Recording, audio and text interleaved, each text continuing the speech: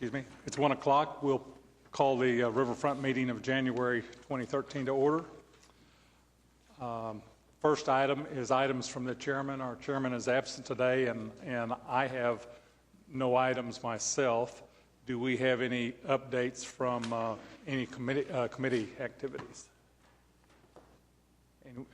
Brian? We'll have the MAPS 3 subcommittee right after this meeting. Mr. Chairman, the item before that report on improvement projects, and there is a statement that was put out by Mr. Clowers on this. I still, wearing my hat as chairman of the Design Review Committee, I still sort of feel a little uncertain as to where our committee fits in that role, because it sort of states down here further on that the Design Review Committee then reviews and approves the final plans. Well, that's, of course, assuming the plans meet the ordinance. Right. But if people are going to be going through this procedure and meeting with staff on an application, spending lots of time, will they be looking at the Design Review ordinance in that procedure, so they don't come to us at the end of the day and suddenly hit a brick wall? When this item first came up, I think back in, I want to say October, and we conducted a meeting with Public Works, Planning, and the Parks staff. I was there, and Mr. Downs was there. It seems we talked about that, and I came away from that feeling assured that the planning folks that looked at the plans when they are submitted would look at it in regard to the ordinance. So I don't know if Pat felt the same way, but I came away feeling assured that that would happen. Yes, in fact, that's part of the in-house staff review. The planning department that does the intake for the permit process will share within the planning department with the particular staff that's devoted to the Riverfront Design Committee. So they will have a staff looking at the application with other ordinances and restrictions, as well as those that are outlined in the Riverfront Design Committee Scenic River ordinance. Okay, thank you. Any other comments on item A? Motion to receive that update. So moved. Been moved and seconded. Record your votes. Item is approved. Item B, MAPS 3. Brian, you had a comment there? It's just that it's just ongoing. We're going to consider, I think, windscreen today, and then more on the whatever it's. Can't even think what the name of it is. The Whitewater? Yeah, the white. Yeah. All right, thank you. Item 3, minutes of the December 18th, 2012 meeting. Move approval. Any additions or corrections? Been moved and seconded. Record your vote, please. Item is approved. Item 4 is the consent docket. We have 2 items, the sand mining and river corridor updates. Move both items. Been moved and seconded. Any comments? Please record your vote. Item is approved. Item 5 under primary agenda items. Item A, receive quarterly Oklahoma River Cruises update.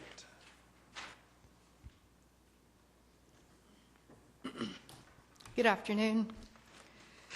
Well, we've just finished another season. Again, it was a fine season considering all the issues that we had with the river levels. We're hoping for some rain soon, since we'll be opening up the river again for our activities in April. We have completed the planning for the 2013 season. The public transit schedule is much the same as it was last year. We're going to return to the Exchange Avenue being a transition point, running boats from Exchange to Meridian and back, and Exchange to Regatta Park and back. The only thing we need to finalize is we're trying to trim the transit times so that we can make it a much quicker trip from Meridian all the way into Regatta Park. And of course, we have the new landing being constructed as we speak at the River Canal connection with the direct connection to water taxi. The other new things that we have an upgrade to our ticketing system that makes the booking system much quicker. As we walk through the booking system that we have currently, it's 12 clicks before you've booked your ticket. We've gotten it down to about 4 now, and it looks much more like an airline type ticketing system. It'd be much quicker, much easier for the person booking. This system also is more flexible for us in programming. With this additional stop, it becomes a bit of a challenge for someone to have to book, the new landing to Regatta Park, to Exchange, to Regatta. We can simplify all of that and make it a much easier, just point of departure to your point of arrival, much quicker. It also produces better reports for our sales and marketing analysis. So we're very excited about that and have it 99% complete. Charter service, as always, is available 24 days or 24 hours a day, 7 days a week, 365 days a year. We saw a tremendous growth in wedding activities this past year, which was very exciting. Folks looking for a smaller venue for a wedding. We had 9 complete weddings. We had some engagement parties. We had some rehearsal dinners, much more than we've had in the past, and we're working hard to promote that again this year. For our specialty cruises, we trimmed away those that didn't perform well, and then we've added a couple of new ones that were recommended by our riders and actually by some of our caterers. The Big Band cruise this year and the Bayou cruise, those were recommended by riders and caterers. We continually look for different ways to attract riders, look at popular themes in modern culture and on various sites to make sure that we're in step with what's popular. We have what we call single event cruises. These are specialty cruises that occur typically only 1 or 2 days out of the year. Obviously, the Valentine's Day, which, by the way, we've completely booked out 1 boat and are about halfway through a 2nd boat for having that booked out. That's always a good success as long as the weather holds up. St. Patrick's Day is also beginning to book. Mother's Day will be new this year. That will be a dessert and champagne cruise, a 90-minute cruise, which we're looking forward to. The fireworks cruise is done in conjunction with the Stars and Stripes River Festival that's conducted by the Boathouse Foundation. Our season kickoff party this year will be May 5th. Last year it was wildly successful. This year we're hoping to draw even more people to this event. We will have live music, food vendors, the historians who perform on our boats from the Oklahoma History Center will be there. William Shakespeare will make his appearance, and the drag boat will be available for people to actually get up and touch and feel. And the owner of the boat actually let children get in the boat and actually sit and pretend they were driving. It was quite fun. Our media buying this year will once again be done by Monarch Marketing Group. They have selected these radio stations. They will produce the spot advertising and schedule some radio remotes to draw some attention to our landings. In print, we got the most response in our surveys for our advertisements in the Gazette and Key Magazine, so we'll pursue those again. And then, of course, the interactive media, the social media, which also does well for us. Facebook, I looked this morning, we're actually up to 2,983, I believe, likes. So we've grown quite a bit just since I've done this report. This is a very inexpensive way to advertise. It's very popular. When I throw a new theme up there, for example, the River Romance, within 60 seconds, I had about 35 people click a like on that one. So it's a very good way to get a quick response for how well something's going to perform, and it seems to be a good gauge for that. And if you're not familiar with Pandora, Pandora's internet radio. Pandora, it's available on most of your mobile devices, mobile phones, iPads, any computer with internet access, any type of internet-capable device, and it's free radio. You can subscribe and skip all the ads, but they tell me from their website they have over 80 million users. These users, the majority are not subscription users, they're free users, so they get to enjoy our advertisements. And we had a lot of people comment that they heard our advertisements on Pandora, so we're very happy with that venue for advertising as well. We look forward to a good season this year. We've worked very hard to cut down on a few things and create some more efficiencies. Our revenue for rider was actually up this year due to increased concession sales, which is a key factor for us to make it as profitable as possible. And with that, I'll be happy to answer any questions. Anyone have any questions? Is there a... You know, I don't know what the subscription rate is. I'm one of the free users. Oh, no, it's not free. We do pay for the advertisements. I believe from our marketing schedule, we'll be spending about $3,000 this year on Pandora ads. Did they regionalize that? Yes, they do. Any other questions or comments? If not, is there a motion to receive that report? Move approval. Been moved and seconded. Record your vote, please. Item is approved. Item B is to receive the Oklahoma River Maintenance Projects update. Mr. Chairman, we've got a written report in your packet, and Jess Shumway with the Public Works Department is here to go over those briefly with you.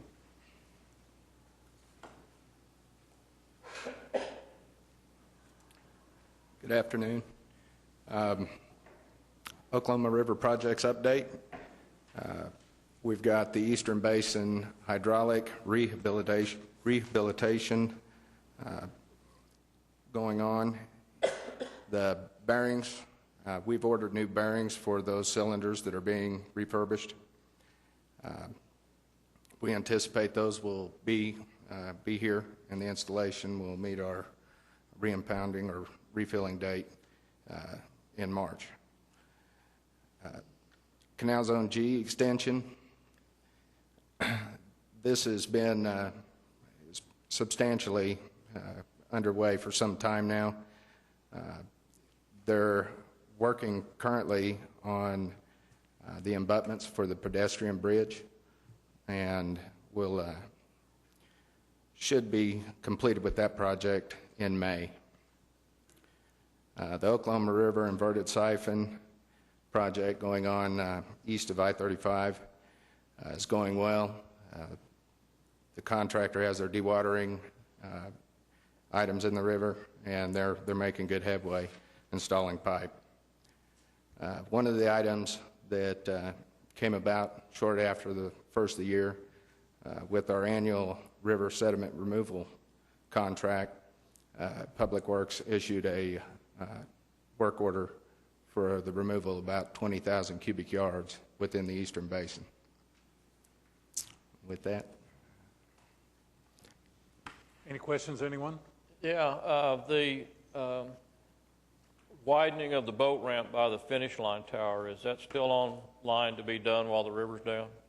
As far as I know it is. I put a call into the consultant, Tim Johnson, before I came in here this afternoon to confirm that. But he and I spoke a couple of times about that, and it was to be done as a part of the Zone G extension under that contract. Okay. Yes, sir. Yeah, we are scheduling to impound the water in March. Yes. In the Eastern Basin. Beginning of March, yeah. What impact is our current drought situation going to have over that? Do we take water from Overholser to do that? Do we have where do we get the water from?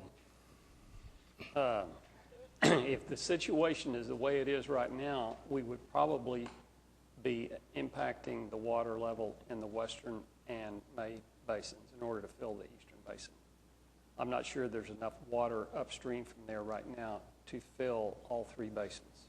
Now, that could change with some rainfall, but right now that's probably the case. So were that to occur, does that knock out our boats if we have to take water from those upper two basins?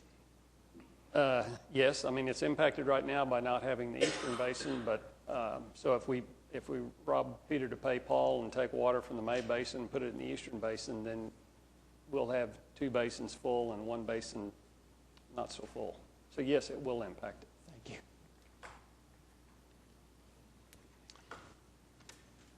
Any other questions, comments? If not, is there a motion to receive that maintenance update report?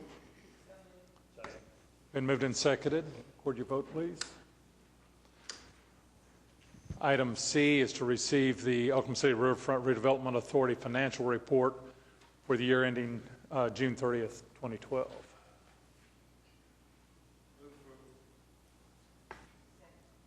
Been moved and seconded. Any comments? If not, please record your vote. Item is approved. Item D is to receive Parks and Recreation Department plan for tree planting in the Meridian Landing parking lot.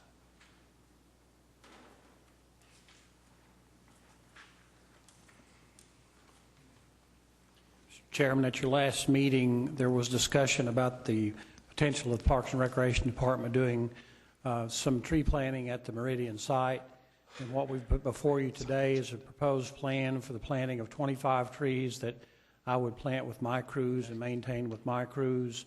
We've worked with Trustee Doherty on this plan, and I believe we've agreed together that this would work well and be a sizable improvement in the appearance of the area. And with that, I would try to answer any questions you might have. Questions or comments? Motion to receive his report. So moved. We'll take care of it then. Thank you. Did we get a second? Been moved and seconded. Record your vote, please. Item is approved. Item 6, claims. Any questions?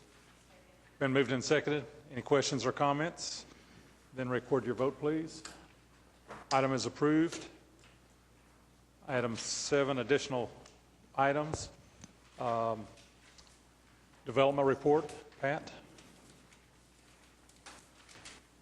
There's a written report in your packets that you should have received. A couple of highlighted items, probably the most significant of which is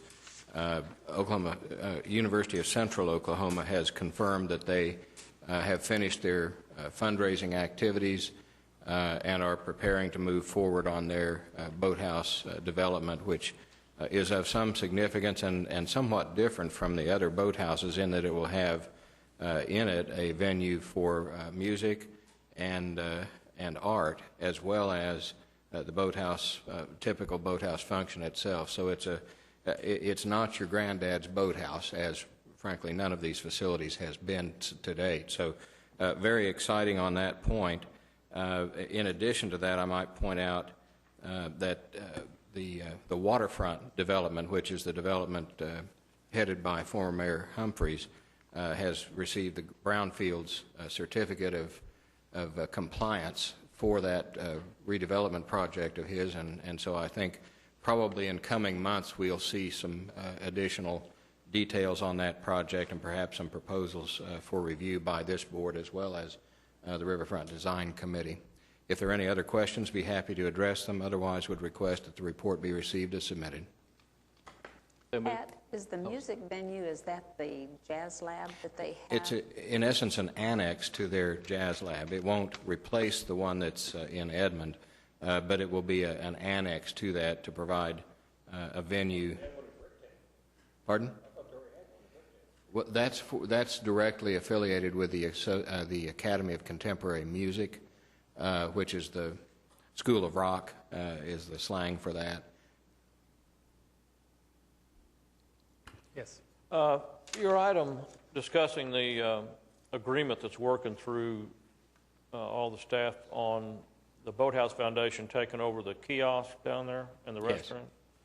I know that Hornblower had some issues with what they use that for. I know they don't sell tickets out of it, but no. There's some other functions that go on in there. Are we going to make sure Hornblower still has access to whatever they need to do?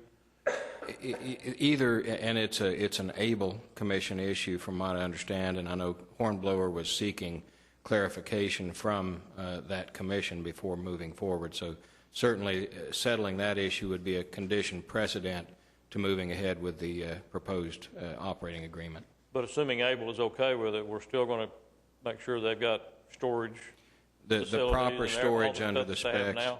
Absolutely. The storage, access to the storage, and the proper security for the storage would be addressed certainly before moving forward.